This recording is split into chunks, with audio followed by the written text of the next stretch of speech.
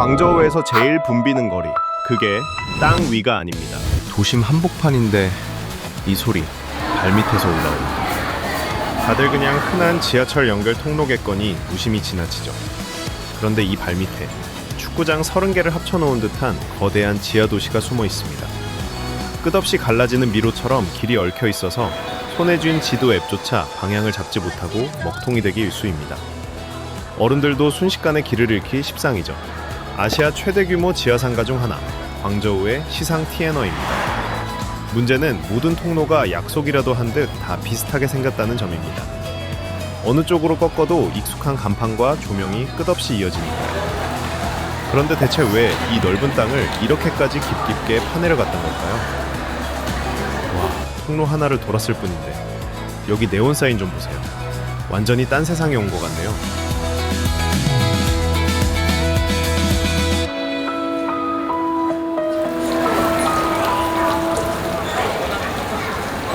마치 거대한 지하미로에 뚝 떨어진 기분입니다. 규모를 한번 가늠해 볼까요? 서울 코엑스몰의 지하 면적이 약 15만 제곱미터 정도인데 이곳 시상 티에너의 전체 건축 면적은 무려 22만 제곱미터에 달합니다. 입점한 점포만 1,300개가 넘는 거대한 지하 도시가 도심 한복판 땅 밑에 통째로 들어앉아 있는 셈이죠. 조금만 더 들어가 볼까요? 골목마다 분위기가 또 다릅니다. 이쪽은 저렴하고 알록달록한 옷들이 산더미처럼 쌓여 있네요.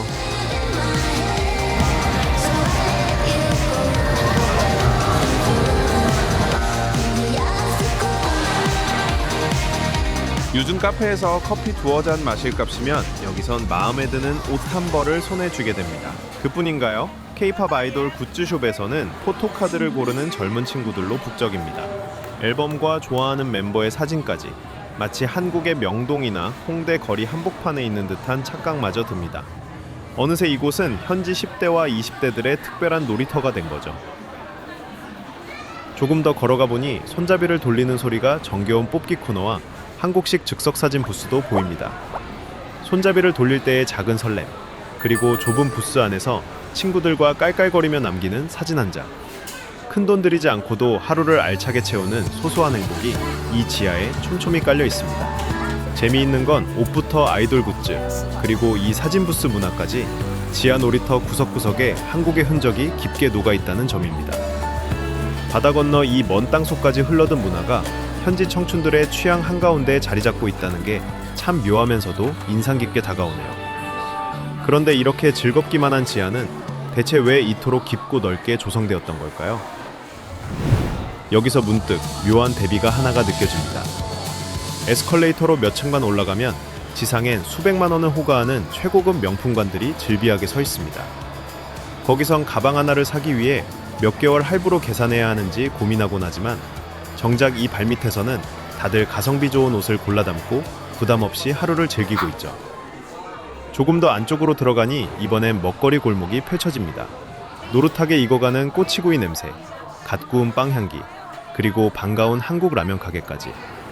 옷을 사고 굿즈를 모으고 사진을 찍고 출출한 배까지 채우는 하루. 지상으로 단 한 번 올라갈 필요도 없이 모든 게 이 지하 안에서 해결됩니다. 이 공간 자체가 하나의 작은 도시이자 청춘들의 완벽한 아지트인 셈이죠.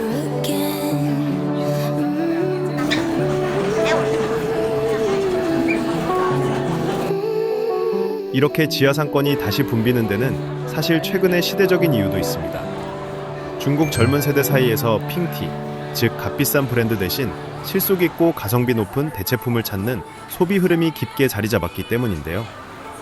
남에게 보여주기 위한 브랜드 로고보다 내 지갑 사정과 실용성을 먼저 따지는 겁니다. 그래서 위층 명품과는 발길이 다소 뜸해진 반면 이런 아래층 가성비 상권은 오히려 사람들로 넘쳐나죠. 가만히 보면 우리의 일상과도 크게 다르지 않아 보입니다.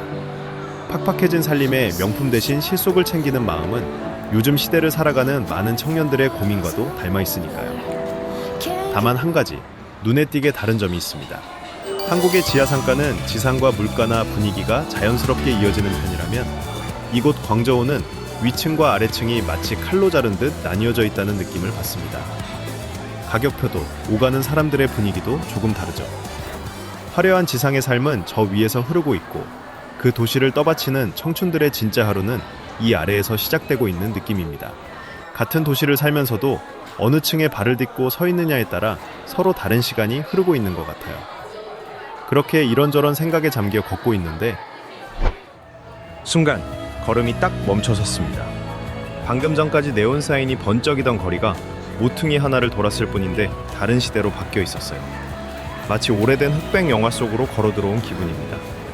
고풍스러운 한자 간판, 은은하게 빛나고 있는 홍등, 바닥에 그대로 박힌 차가운 전차 레일까지 1930년대 상하이의 번화가를 통째로 옮겨놓은 야상하이 테마구역입니다.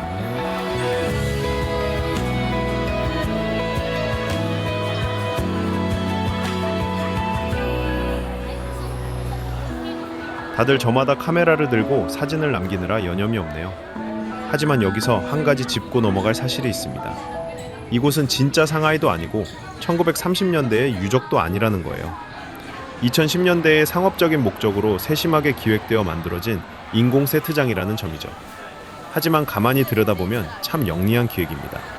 진짜 상하이로 여행을 떠나기엔 시간도 비용도 부담스러운 젊은이들에게 퇴근길 길목에 이런 근사한 포토존을 선물한 셈이니까요. 옛 향수를 자극하는 풍경 속에서 사진을 찍다 보면 지갑도 자연스럽게 열립니다. 흥미로운 건 요즘 세대가 물건 그 자체보다 경험과 추억이 담긴 한 장의 사진에 더 큰 가치를 둔다는 점이에요. 근사한 배경에서 남긴 인증샷 한 장은 무엇과도 바꿀 수 없는 그날의 기록이 되니까요. 생각해보면 우리에게도 낯설지 않은 풍경입니다. 예스러운 옛 골목이나 노포 감성을 일부러 찾아가는 것과 크게 다르지 않죠.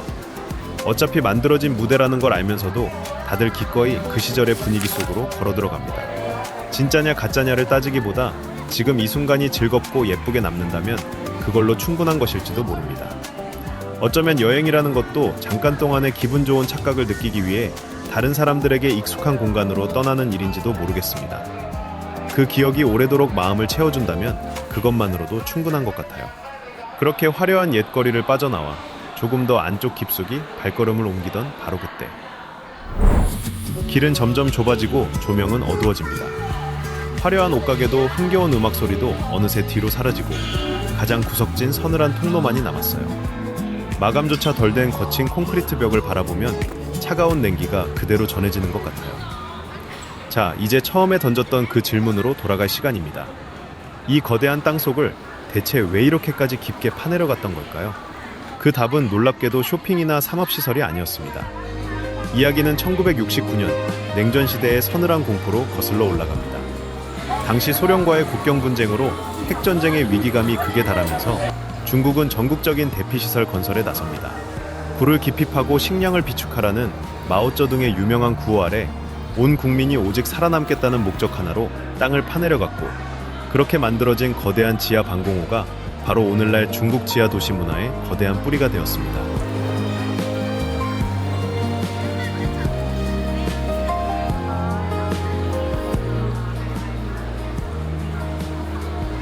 지금 우리가 걷고 있는 시상티에너 상가 자체는 2010년대에 조성된 현대식 공간입니다. 하지만 도심 땅 밑에 또 하나의 도시를 지어 올리는 발상과 개발 방법은 1980년대부터 시행된 평정결합, 즉 평시에는 상업시설로, 전시에는 방공호로 활용한다는 정책과 냉전의 유산에 기반하고 있죠. 불과 반세기 전 생존을 위해 한 삽 한 삽 파내려 갔던 방공호의 역사적 경험이 있었기에 이 거대한 지하 공간도 존재할 수 있었던 것일지도 모릅니다. 공포와 생존이 파내려간 그 자리를 이제는 청춘들의 웃음과 즐거움이 대신 채우고 있는 셈이네요. 같은 공간이 반세기라는 시간을 지나며 이토록 다른 얼굴을 하게 되었네요.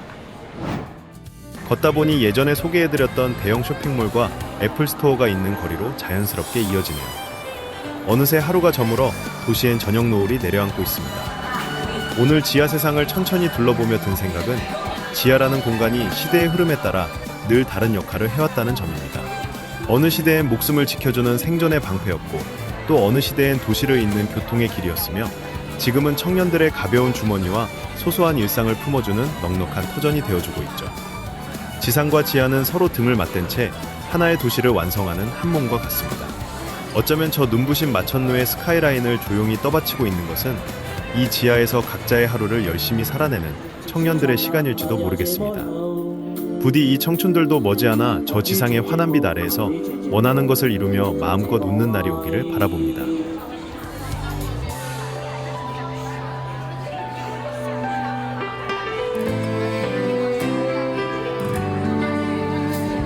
밖으로 나오니 어둑해진 거리 위로 잔잔한 기타 선율이 흐르고 있었습니다.